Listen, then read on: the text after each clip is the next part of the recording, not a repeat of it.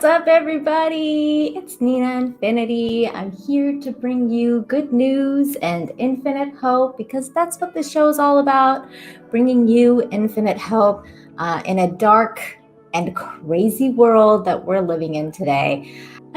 Okay, so let's start by talking about something cool that Kai sent me, which is treasure news. You guys know, if you've watched the show before, you know that I love archaeology. So this was cool. This was a cool find. And the ancient treasures recovered thousands of stolen antiques found in major bust. Ooh.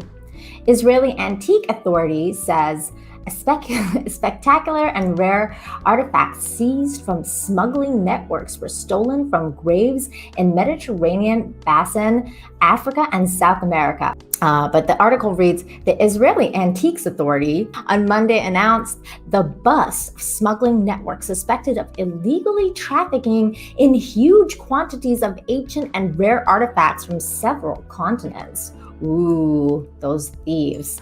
This is massive. So this is some of the artifacts that were found. That's a nice vase though. And these coins were found. Very cool.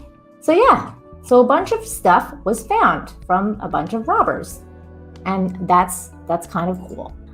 So this one was cool, also sent me by Kai. Very cool. Says...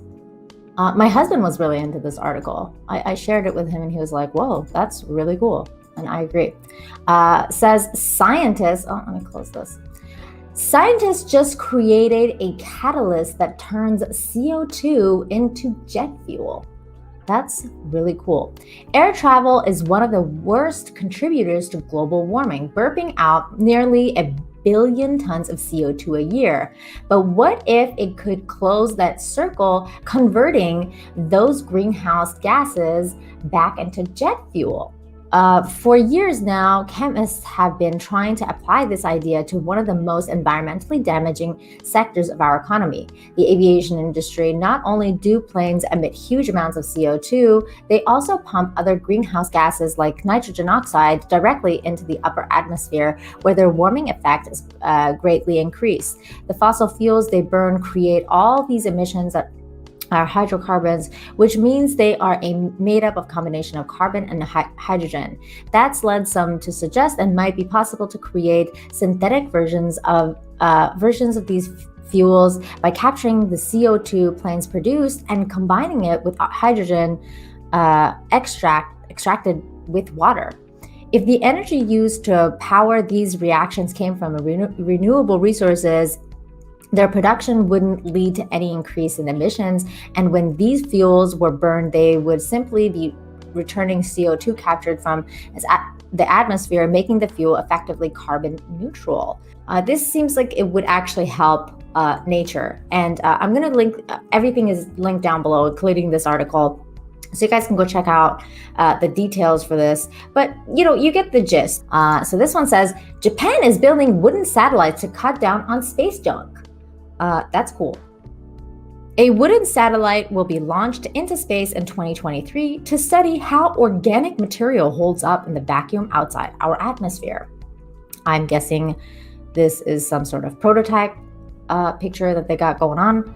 Wooden satellites would create a harmless alternative to metal ones and significantly cut down on space junk orbiting the Earth, which is expected to become a serious problem for spacefarers in the near future. Wood has been used in every conceivable way for thousands of years, and so it perhaps is appropriate that we should be employing its versatility in space now too. And I agree. I think that's cool. Like I said, I've read sci-fi about it, so why not? Why not? It sounds like a cool idea, and Japanese people are really cool and smart. And I mean, who knows what will come of this. Here's another article that I found that I thought was pretty cool. It also reminded me of EVS. I don't know if you guys are familiar with him, but he's really into frogs because he's got this comic book called Cyberfrog, and this article made me think of him. because apparently new species, devil-eyed frog and satyr butterfly, not seen for a century, found in forests 30 miles from the capital. That frog is super creepy. There he is. This is the frog. Wow, look at those eyes. The devil-eyed frog, I mean, look at those devil eyes. The devil-eyed frog and satyr butterfly, species that have not been seen for 30 and 100 years, join a plethora of never-before creatures for field guides in a recent expedition into the Bolivian jungles. The research took them up the slopes which flank the Zongo Valley, where steep mountains and pristine forests concealed small ecosystems shrouded in mist, which locals are said to refer to as skylands. Sky Islands. What a beautiful name. This is truly beautiful and diverse landscape, and become a safe haven for amphibians, reptiles, butterflies, and plants that haven't been found anywhere else on Earth, said Larson. All this biodiversity is a sign that there is no reason to give up on trying to save species, and the RAP in the Zongo Valley was actually aimed at underpinning a new conservation area that will protect not only wildlife, but forest resources like timber and indigenous food sources, as well as waterways. Well, that's cool. I'm totally into conservation areas. I think they're great because they, save a lot of species and life. There's the frog again, plant, and this weirdo snake. Wow. Okay, great. New species, people. This one wasn't from this week, but you know what? Sometimes you can't catch them all. Pokemon reference. And it's important to share still. This one has a video also, which is easier for me. So let's give it a watch. Says a police officer paid for family's Christmas groceries instead of charging two women with shoplifting. Well, good for him. Let's see what this news has to say. It's from CNN, which I barely ever listen to unless it's usually bad stuff anyway. But sometimes, what do they say? A broken clock can be right 2 times a day. So let's see what they got to say. 5 days before Christmas, Patrolman Matthew Lima of the Somerset Police Department was dispatched to the local Stop and Shop for a reported theft. The allegation was that the two females were scanning some items at self-checkout, but bypassing other items. Lima learned 2 children were with the women. The adults were being detained by the store's loss prevention department. I have 2 girls myself who are similar in age to the 2 girls that were there, so it kind of struck me a little bit. When he got there, he pulled one of the adults aside. She explained that she was working right now, but the mother of the children was not working. There were some other family issues going on, and that what she had taken was Christmas dinner for the kids. Lima checked with the store and the receipt while the kids were kept occupied. There was nothing else on there like health and beauty items, shampoos, anything like that. It was all food. He says the women admitted that what they did was wrong. Obviously, this family was in some need, and I can't imagine having to make that decision. Do I go to Stop and Shop and just only pay for what I can afford, or do I go there and try and take things for a Christmas dinner for kids? The women were issued a no trespass order from the store, but Officer Lima decided not to charge them. They were very thankful. They were kind of shocked. I'm sure a lot of people in that same situation would be thinking that there was going to be a different outcome. Instead, he bought them a $250 gift card with his own money so they could go to another store and feed their family the right way. I just did what I felt like was right. I just tried to put myself in that family's shoes and show a little bit of empathy. Well, that's exactly what I always say. Show a little bit of empathy. I mean, this man, this is what it's about. Having human empathy and understanding, put yourself in someone else's shoes and understanding that, not everything is just so black and white. There's gray to this.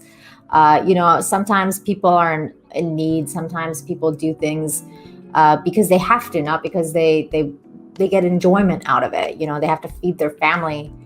Times are tough right now. And this man, instead of being a douche, he was a hero. That's a hero thing to do. to step up and do something like that. That's really cool. I really appreciate that gentleman for what he did. Here we go. A missing dog surprised its owner by finding its way back to her Walmart cash register. So a dog that went missing for weeks returned to its owner during her work shift as a cashier at Walmart, the Washington Post first reported. June Roundtree of Dothan, Alabama, lost her 4-year-old dog, Abby. In early November, the Post reported that Abby had gone missing from Roundtree's home, leaving behind her collar and lash attached to a stake in the backyard. Roundtree told the Post she doesn't know where Abby spent those few weeks or how the dog tracked her down at the store, which is located 1.5 miles from their home.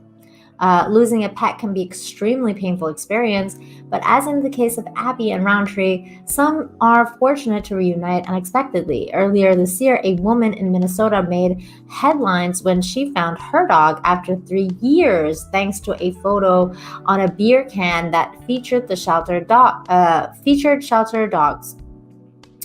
4 years ago, a dog in Alabama returned to its owner after 10 years passed since it was lost. Wow.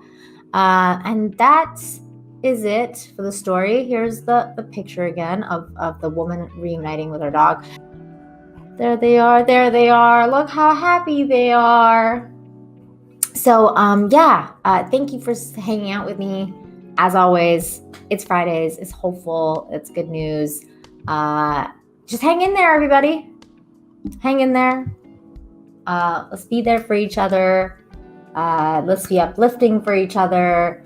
Just do something nice for people that are around you. That even if that's the lowest thing you can do, and don't hate so much online. Like even if you disagree with people, be respectful, be kind.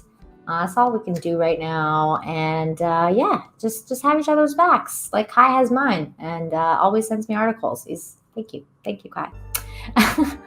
So I'll see you guys next week. Thank you so much for being here and supporting me, and just hang in there. We're in it for the ride. It's 2021. Hopefully it'll get better. Peace out, guys.